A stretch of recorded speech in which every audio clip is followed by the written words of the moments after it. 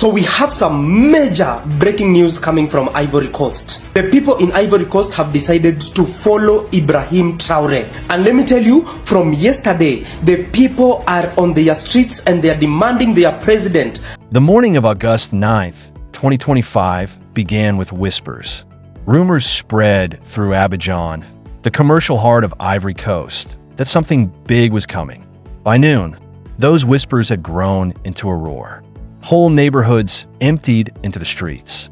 Within hours, tens of thousands had filled the main arteries of the city, chanting, waving banners, and demanding one thing. President Alassane Ouattara must step down. What unfolded that day was not just another protest. It was a nationwide show of defiance that cut across class, region, and political loyalty. In the sprawling Abidjan district, students skipped class, holding placards with bold words, "No to dictatorship," and "Fourth term equals betrayal."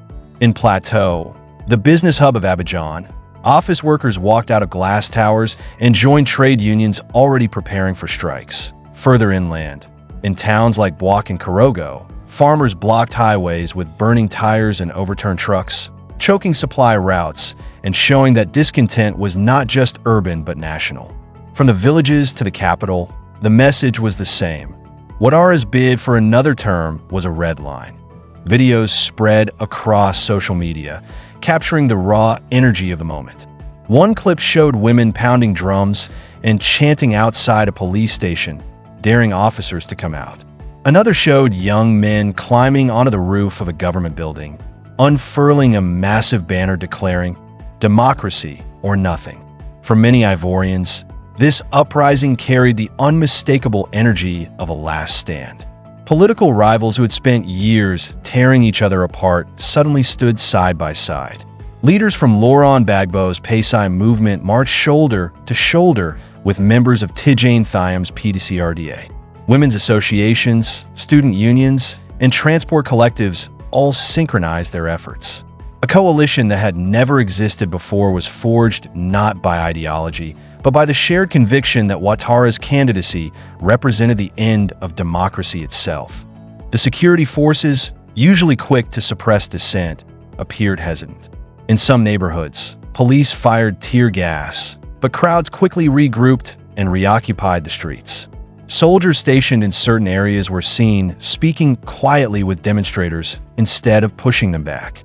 These moments of hesitation sparked an alarming question. Was the army beginning to waver in its loyalty? For a country with a long history of mutinies and rebellions, even the suggestion of cracks in the ranks was enough to shake both the government and the opposition. The risks were real.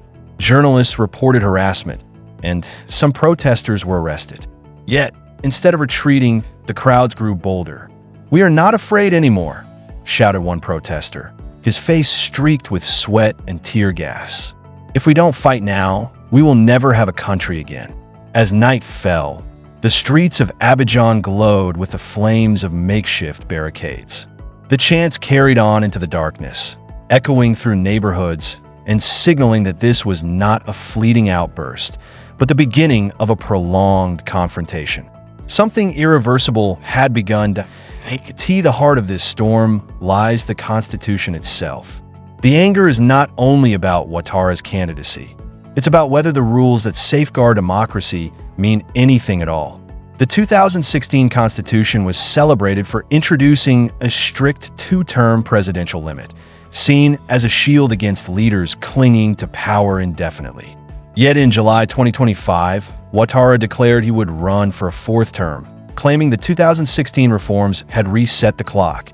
According to his argument, his first two terms, from 2011 to 2020, took place under the old constitutional order and therefore do not count. By this logic, he has only served one term under the new system and is still eligible. Legally convenient, but politically explosive. To his opponents, this reasoning is fraudulent. The 2016 reforms were meant precisely to prevent life presidencies. For them, Ouattara's interpretation is a betrayal of that promise, a manipulation of the law to entrench himself in power. Protest banners now scream coup against the Constitution and no third republic dictatorship. But the controversy goes deeper than legal arguments. What has truly fueled public outrage is the systematic exclusion of challengers. The Electoral Commission disqualified Tidjane Thiam, the former banker widely seen as the strongest alternative, citing his past French citizenship. Laurent Gbagbo, still a powerful figure with grassroots support, was ruled ineligible due to prior convictions.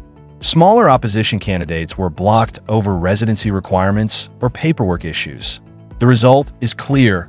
Ouattara not only claims the Constitution allows him to run, but he also ensured no real rivals remain on the ballot. What should have been an election now feels like a coronation. Civil society leaders warned this is nothing less than constitutional capture, bending the law itself to serve one man's ambitions. The symbolism of Ouattara's announcement only deepened resentment. He did not present himself as a reluctant leader returning out of necessity, but as a statesman entitled to stay in power. For many Ivorians, this confirmed their worst fears. The reforms of 2016 had been hollow, and he never intended to step aside. The country's history adds weight to these fears. In 2010, a disputed election between Ouattara and Gbagbo plunged Ivory Coast into a civil conflict that left over 3,000 dead. To many, Ouattara's fourth-term bid risks reopening those wounds. "We promised ourselves never again," said one opposition lawyer on national radio. But here we are, history repeating itself under the cover of constitutional trickery. For ordinary citizens, this struggle is about survival. It's about whether their constitution protects them from authoritarianism or is simply a tool for the powerful.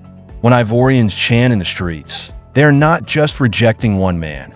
They're defending the very principle of democracy that on paper, Ouattara presides over one of Africa's fastest-growing economies. Growth rates of around 6% a year have earned Ivory Coast glowing praise from development banks and international investors. Abidjan has transformed into a metropolis of skyscrapers, highways, and shopping malls. But step outside the Plateau Business District, and a very different reality emerges that in the outskirts of Abidjan, families struggle with rising food prices and stagnant wages. In rural villages, children still walk miles for water, and cocoa farmers, the backbone of the economy, live below the poverty line. For ordinary people, prosperity has remained a mirage, visible in headlines but absent in their homes. The frustration is sharpest among the youth, who make up more than 70% of the population. Many young Ivorians are educated, yet cannot find jobs. Instead, they survive in the informal economy, driving motorcycles, selling goods on the streets, or doing casual labor. For them, Ouattara's promises of modernization and opportunity feel like empty words. Corruption only deepens this anger. Allegations of inflated contracts, favoritism, and embezzlement have become routine. While elites enrich themselves, ordinary citizens are told to be patient. In rural areas, resentment is even stronger. While Abidjan has seen massive infrastructure upgrades, much of the countryside remains neglected, without proper roads, electricity, or healthcare. Cocoa farmers, whose labor fuels the economy, often go hungry. Growth for whom? Stability for whom? People ask. For many, Ouattara's fourth-term bid feels less like protecting the nation and more like protecting an elite bubble.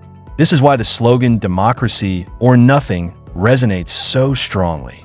It is about more than term limits. It is about dignity. But the outcome of this standoff may not depend on civilians alone. The military looms as the decisive force. The rank and file, drawn from the same neglected backgrounds as the protesters, have begun showing signs of quiet sympathy. Their pay is low, housing allowances are patchy, and benefits have not always materialized.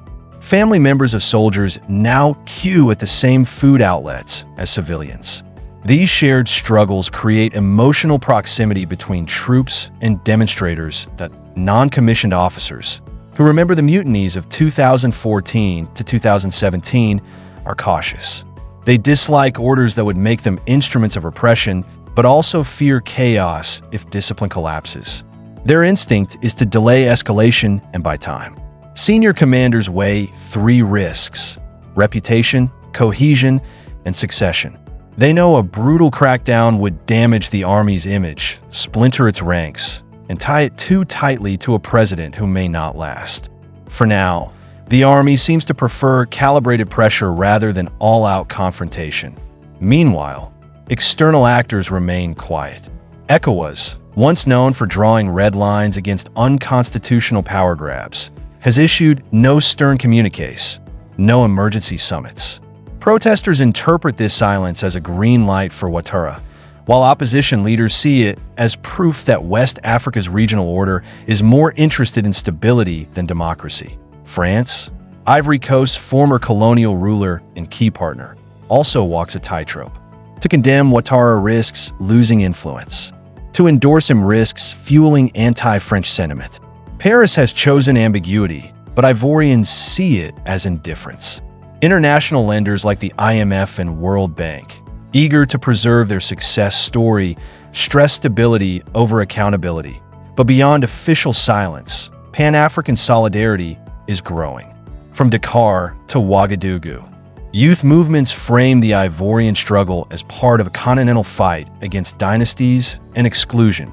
Hashtags link Abidjan to protests elsewhere, giving the crisis continental significance. All these forces, domestic anger, military hesitation, regional silence, and youth solidarity, now converge on one question. Will Ivory Coast's uprising force a redefinition of democracy in West Africa, or will it become another story of repression allowed to triumph through silence? The protests of August 9th began with whispers in Abidjan. Today, they echo far beyond Ivory Coast, raising a challenge not only to one president, but to the entire future of democratic legitimacy in Africa.